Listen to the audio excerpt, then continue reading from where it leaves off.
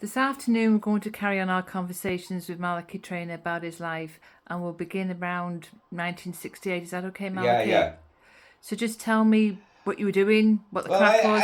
I was still at school. I was about to leave school, and as you can understand, at that early age, the civil rights movement probably was the best thing that hit the north at that time, and there had been a lot of talk. And it was probably the first time in my experience that I had seen mass marches and march demonstrations. And there was a lot of it goes back into history with the Education Act. There was a lot of probably what you would call nationalist students coming out of universities and things like that. So it was a time of the Paris riots and the civil rights thing in America and all that there. But I had no idea that it was going to be a second war with the British. That would have been far from my mind because the IRS, such and all that there was as dead as a dodo. But I had changed my mind in around 69 as I had been playing football in Belfast and I seen the raw surge coming out even when I was in the dressing room playing Ballygamartin about the guns that came into the estate and all that there. But I was still only a pup at that stage of the game and I never really realised, really what went on. But obviously it escalated and I was still at that age, I was still impressionable.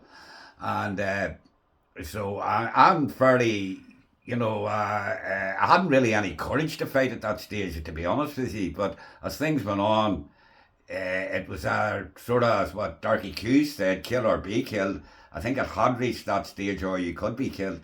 So 69, 71, 72, I sort of lay about different houses and all that there because I was afraid of getting tucked in by internment and all that sort of crap.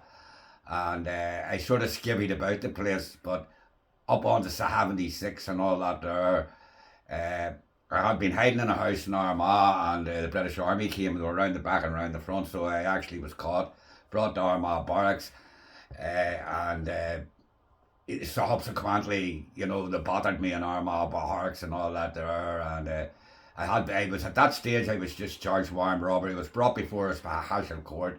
An Orangeman was presiding uh, at that stage of the game. And so there would have been no such thing as bail or book, all like that. So they ditched me away into the Crumlin Road anyway. And then 6 months later, they stuck PET and with plastic explosives, they actually stuck in me, which led me up an alleyway because even my own crowd were wondering where the hell did this geek get plastic explosives or was he a blowy man?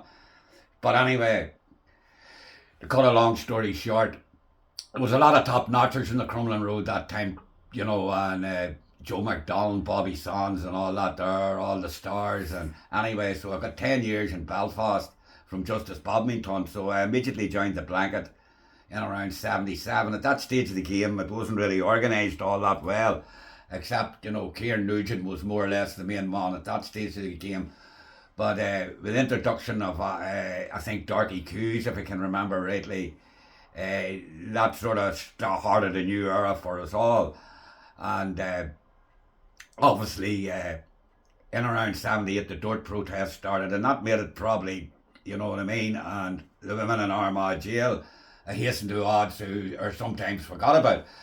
But anyway, it went on anyway, 78, 79, with the killing of Mountbatten and all that there, and 1980 came, and it was sort of, I think it was picked on the seven signatories of the 1916 Rising. And I know it's history now, but all that fell through. And I can remember Son saying, right, there'll be no 11th decision for me. Now, as far as I know, the orders was, it's a death hunger strike, don't buy your ass, you're not going to die on it. So that's the way it was. The 10 hunger strikers died.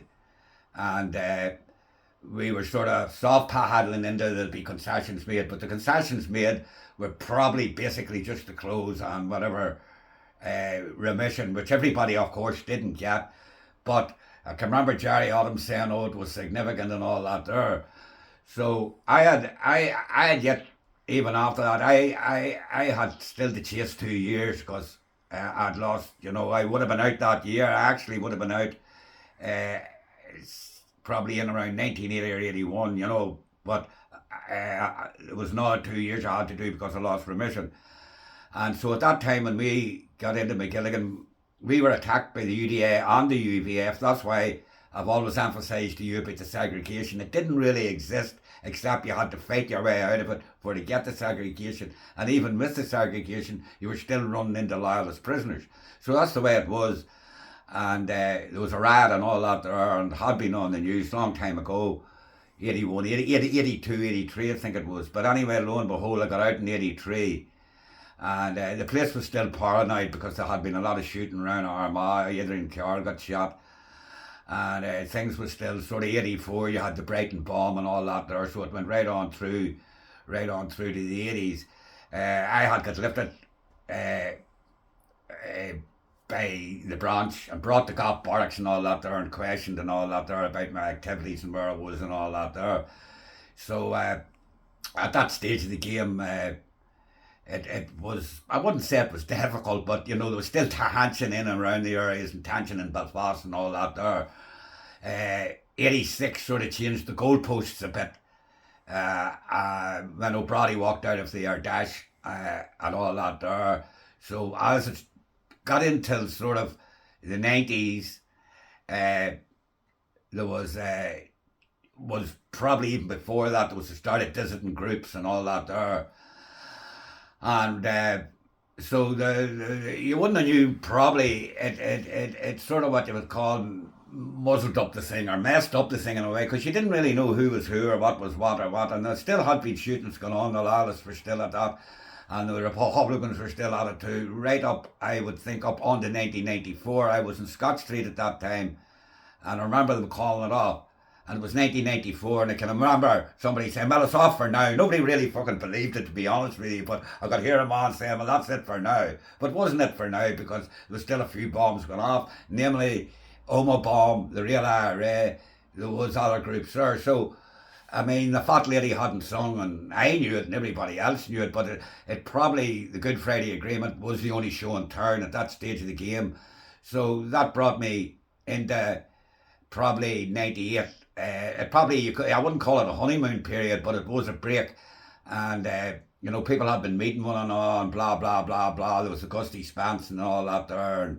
And, you know, so, I mean, that's a condensed version of what I'm talking from when I started out from the Civil Rights March in Armagh, right up on to getting lifted by the pillar, all that bollocks, the rats and all the rest of it, and the transition from the transition of Sinn Féin into a Democratic Party or whatever it may be. But there had been transitions before that within Republicanism, within the official IRA and all that there. So, you know, least we forget there was a lot of things going on then too, where, you know, so you have to look at it. You have to look at the broad picture of Ireland, I think, you know.